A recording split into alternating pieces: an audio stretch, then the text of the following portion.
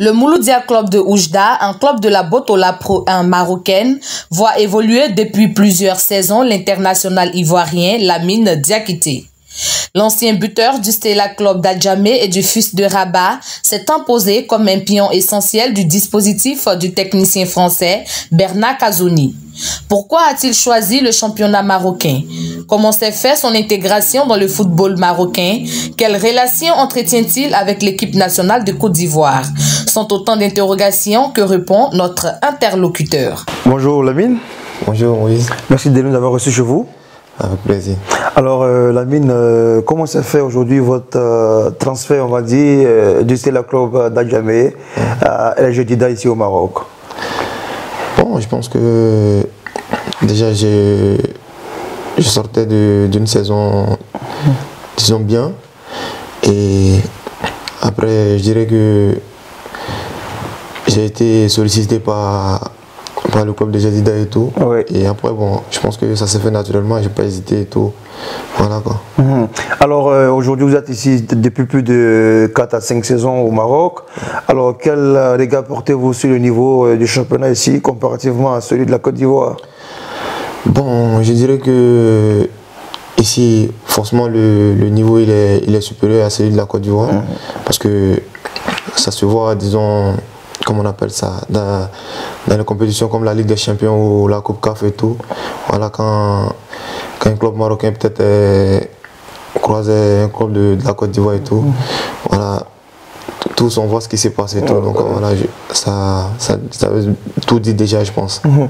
Alors déjà aujourd'hui, il y a des nouvelles réformes dans le championnat marocain qui exigent à ce qu'un joueur expatrié ait au moins 10 sélections pour participer à la Botola Pro 1.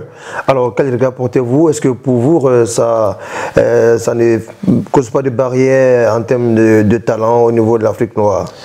Bon, je pense que c'est dommage pour mes frères qui doivent venir. Il faut dire que je pense que la loi ne s'applique pas sur les joueurs qui sont déjà ici. Oui, bien sûr. Donc pour mes frères qui doivent venir et tout, je pense que c'est vraiment quelque chose de difficile pour eux et tout, tu vois. Je pense que voilà, s'il y a possibilité de, je sais pas, de trouver un moyen et tout, pour faciliter ça plus, je pense que ça sera bien parce qu'il y a pas mal de talents au pays et tout. Je pense qu'ils peuvent venir faire quelque chose de très bien ici. Et mais malheureusement, c'est comment on appelle ça, c'est le règlement et tout. Mais je pense qu'ils vont trouver une solution pour faciliter ça plus. Alors déjà, comment s'est fait votre épanouissement ici au Maroc quand vous êtes arrivé? Bon, il faut dire que c'est jamais facile de quitter son pays et tout et se trouver dans un autre championnat et tout. Mais je pense que j'ai eu aussi la chance de tomber ici des mecs bien. Voilà, je pense qui m'ont facilité un peu l'intégration et tout. Voilà, je pense que ça a été une chance pour moi aussi, quoi. Voilà. Est-ce que la langue vous a pas trop fatigué, les repas, le climat, etc.? Ah, forcément. Je pense que ça a été le premier point difficile pour moi. C'est pas facile. Ah ouais, mais bon, je pense que là maintenant, comme tu as dit, ça fait peut-être 5 saisons voilà, que je suis là et tout. Donc déjà, je pense que je me suis bien adapté. Alors, parlons de vos relations avec vos coéquipiers marocains ici. Comment ça se passe, vos relations? Est-ce que vous vous côtoyez, vous fréquentez, vous visitez? Ouais, j'ai comment on appelle ça?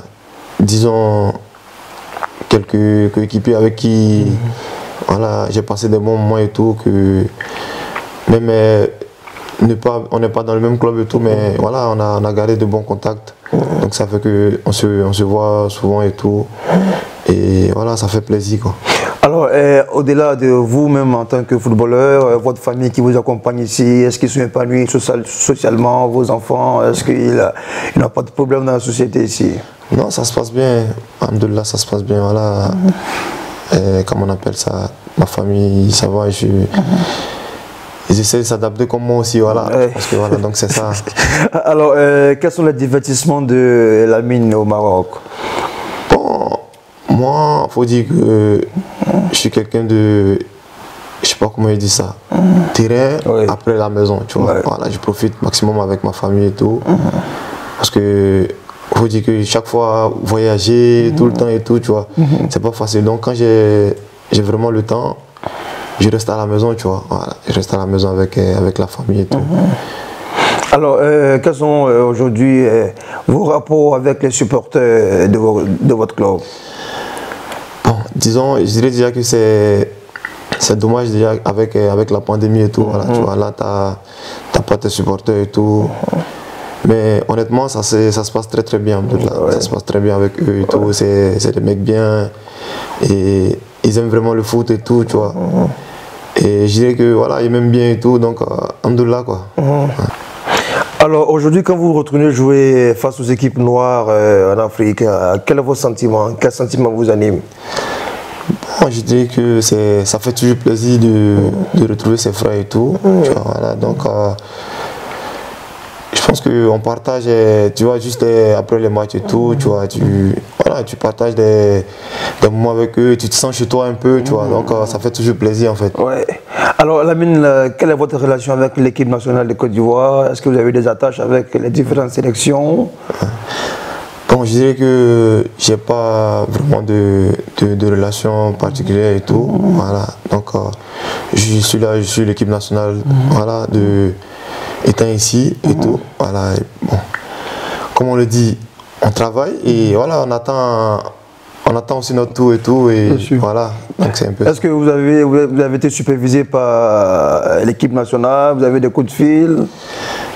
Bon, je dirais non, je dirais parce que là, depuis que j'ai quitté le pays et tout. Oui. Donc l'année même je suis venu, voilà, j'ai été en équipe nationale et tout pour la qualification de la CHAN et tout. Oui. Mais depuis là, voilà. On ne t'a pas encore été rappelé? Pas encore. Alors aujourd'hui, quel est l'apport de Lamine dans le développement du football dans son pays? Est-ce que Lamine aujourd'hui contribue à l'épanouissement de ses jeunes frères restés à jamais?